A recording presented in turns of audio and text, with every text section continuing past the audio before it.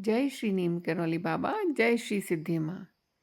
आज माँ लक्ष्मी को हम अपने जीवन में किस तरह इनवाइट करें। माँ लक्ष्मी का वो स्वरूप जो जीवन के हर एरिया में समृद्धि देता है, हम उस स्वरूप की बात कर रहे हैं। उस स्वरूप की नहीं जो हमने गलत समझ लिया है और केवल पैसे को ही जोड़ के देख रहे हैं माँ से। ऐसा नहीं है। देखिए, आपके जीवन में कितना ही पैसा हो, लेकिन और कई सारे एरियाज़ हैं, वहाँ सब खराब हो या संतोषजनक ना हो, तो क्या आप उस धन का आनंद ले पाएंगे? जब ईश्वरीय एनर्जी आपके जीवन में प्रविष्ट होती है, तो वो कभी भी आधा अधूरा तरह से नहीं होती। अगर आधा अधूरा कुछ भी हो रहा है, धन है, रिश्ते नहीं हैं, दुख हैं, बीमारियां हैं, मन में क्लेश है, अशांति है, तो ये ईश्वर का प्रवेश नहीं है। ये आपने केवल एक एरिया में ज़बरदस्ती कुछ लाने की कोशिश की है और बाकी सारे एरिया में फेल हो गए हैं। ये रिपोर्ट कार्ड है। ईश्वर कभी भी इस तरह जीवन में नहीं आते कि आपको अशांत करें, क्लेश दें, या घर में ऐसा माहौल हो कि सब एक दूसरे से मिलजुल कर नहीं रह रहे हैं, शिकायतें हैं। ये ईश्वर के ज़िंदगी का तरीका नहीं होता है। अब देखिए, हमें जब जल्दबाजी है, हर किसी बात के लिए, हर किसी इच्छा के लिए, छोटी बड़ी दुनिया दिखावे के लिए हम सबसे पहले अपनी मानसिक शांति ही देने को तैयार बैठे हैं, तो ये ईश्वर का तरीका तो नहीं हो सकता। कॉमन सेंस से देखते हैं तो ईश्वर का तरीका क्या है? ईश्वर का तरीका तो वो होता है जहाँ शांति होती है। जहाँ शांत होगा मन, सुखमय होगा जीवन। तो अब हम लक्ष्मी जी की इनविटेशन की तैयारी कर रहे हैं, तो सबसे पहले शांति की बात करेंगे। देखिए, ये जो चैनल है जिसको हम आपस में इंटरेक्शन के लिए काम में ले रहे हैं, माँ बाबा मतलब श्री नीम करौली बाबा और श्री सिद्धि माँ के आशीर्वाद से शुरू हुआ है। और इसमें जो आप सुनेंगे वो कंटेंट उनकी प्रेरणा से ही आपके सामने आ रहा है, मेरे मुंह से निकल रहा है। तो ये चैनल वैसा नहीं होने वाला जो जनरली और होते हैं। इसको सुनने के लिए कई बार आपको एक अलग तरह की चित्त दशा की ज़रूरत होगी, और वो भी वो खुद ही प्रोवाइड कराएंगे। और दूसरा, थोड़ा सा दिमाग को एक तरफ रख के हृदय से सुनना पड़ेगा, क्योंकि अगर हम ईश्वरीय चेतना की बात करते हैं तो वो हृदय के थ्रू ही हमसे इंटरैक्ट करती है। उन्होंने बनाए थे ना भाव हमारे, ईश्वर ने हमें भाव दिया, तरीका दिया। माइंड जो हमने बनाया या सोचने का तरीका या लॉजिक, वो तो भयग्रस्त होके ज़्यादातर बनाया है कि हमें जब डर लगता है तो हम दिमाग के लॉजिक से चीज़ों को कंट्रोल करने की कोशिश करते हैं, और ये भूल जाते हैं कि असली कंट्रोलर तो ऊपर बैठा है।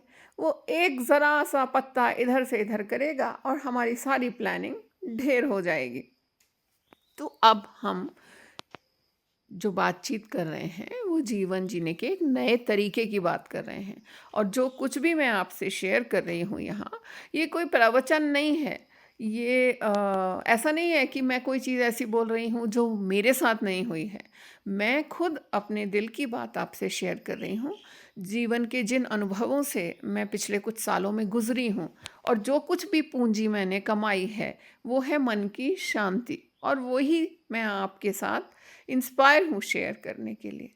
तो कई बार आपको ऐसा लगेगा कि बातचीत ऑफ ट्रैक हो रही है। हम लक्ष्मी जी की बात कर रहे थे, यहाँ तो बात मन की शांति की होने लगी। लेकिन हमें समझना होगा कि जो भी व्यवस्था हमने आउट ऑफ फियर क्रिएट की थी जीवन जीने की, और कंडीशनिंग से जब से पैदा हुए तब से देखा कि हमारे आसपास भय का ही माहौल है।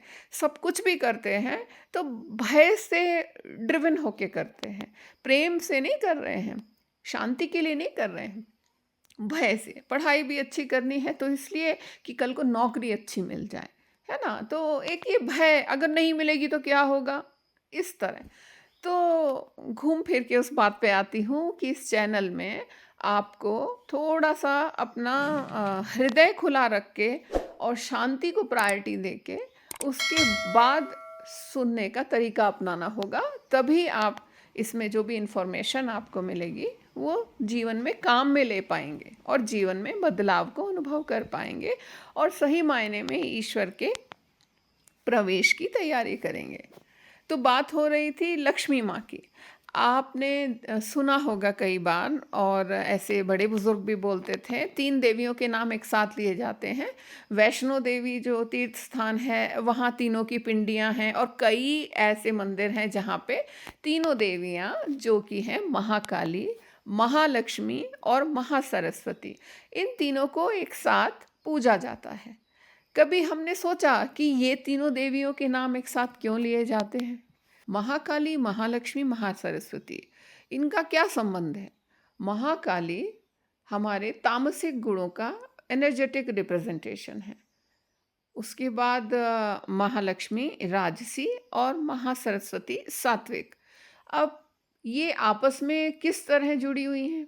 ये इस तरह हैं कि जब भी हम ईश्वरीय एनर्जी को अपने जीवन में इनवाइट करते हैं कहिए, या हम खुद ट्रांसफॉर्म होना चाहते हैं, तो सबसे पहले जो शुरुआत होती है वो होती है डेथ एंड रीबर्थ की एनर्जी से, मतलब महाकाली से। मतलब ये कि हमारे जीवन में जो भी अभी तक था, जो कि फियर से क्रिएट किया था, या ईगो बेस्ड था, या कंडीशनिंग था सोसाइटल, या हमारे इमोशनल कुछ चैलेंजेस थे जिससे बचपन में हमने कोई धारणाएं बना ली और फिर बाकी सारा जीवन उसी के अनुसार जी रहे थे, उसको पहले डिमोलिश होना होगा ना, उसको हमारे जीवन से जाना होगा। तो वो जाने वाली जो ऊर्जा है, या जो डेथ रीबर्थ ट्रांसफॉर्मेशन की एनर्जी है, वो काली माँ की एनर्जी है। तो वो ऊर्जा हमें सबसे पहले मदद करती है कि पुराना वो सब ध्वस्त हो जाए, जो कि हमारा नया क्रिएट होने में बाधक है। ठीक है, तो वो महाकाली इस तरह, तो सबसे पहले आपके जीवन में ट्रांसफॉर्मेशन आएगा। आंतरिक, जब आंतरिक आएगा तो वो आपकी बाहरी दुनिया में दिखाई देगा आपको। बाहर तो रिफ्लेक्शन ही है केवल। उसके बाद जब ये पुरानी बिल्डिंग ध्वस्त हो गई, अब नई बिल्डिंग बनेगी, तो एक एक ईंट जोड़ के अब महालक्ष्मी के आने का समय होता है। तो महालक्ष्मी मतलब समृद्धि हर एरिया में। तो अब जो ये नई इमारत बनने वाली है, इसमें हमें जल्दी नहीं करनी है, हमें शांत मन से रहना है, और ये समर्पण भाव रखना है कि ईश्वर को हमने अब अपना साथी बना लिया, उसकी ऊर्जा को अपना साथी बना रहे हैं। तो हम डरेंगे नहीं, और हम ये समझेंगे कि वो हमें संभाल रहे हैं। एक एक कदम आगे लेके जाएंगे, मन शांत रखेंगे, और समर्पण के भाव में हम सब काम करेंगे। और अब माँ लक्ष्मी के आगमन के लिए सबसे ज़रूरी ये है कि हम ये पहचानेंगे कि हमको शांति मिलती कैसे। ये हर व्यक्ति का अलग हो सकता है, ऐसा नहीं है जैसा दूसरे को मिल रही है वैसे ही आपको मिलेगी, क्योंकि ईश्वर ने सबको अलग बनाया है ना। तो आपको तो ये देखना है कि आपको किस चीज़ से शांति मिलती है। किसी को गाना गाना अच्छा लगता है, किसी को पेंटिंग करना अच्छा लगता है, और भी काम है, भगवान ने अलग अलग तरह से सबको बनाया है। हमें तो बस ये देखना है कि हमें कैसे अच्छा लगता है। दुनिया को इम्प्रेस करने के लिए नहीं, हमें अपनी शांति के लिए क्या पसंद है, कैसा जीवन होना चाहिए, शांति को प्रायोरिटी देनी है। अब उन चीज़ों को नहीं जो दुनिया जिससे इम्प्रेस होती है ना, वो नहीं। हमें ज़रूरत ही नहीं है किसी को इम्प्रेस करने की। हमसे भगवान इम्प्रेस्ड है तो सब अच्छा चलेगा जीवन। तो सबसे पहले हम शांति को प्रायोरिटी देंगे। आज के वीडियो को यहीं ख़त्म करते हैं, कल फिर यहीं से बात शुरू करेंगे। जय श्री राम।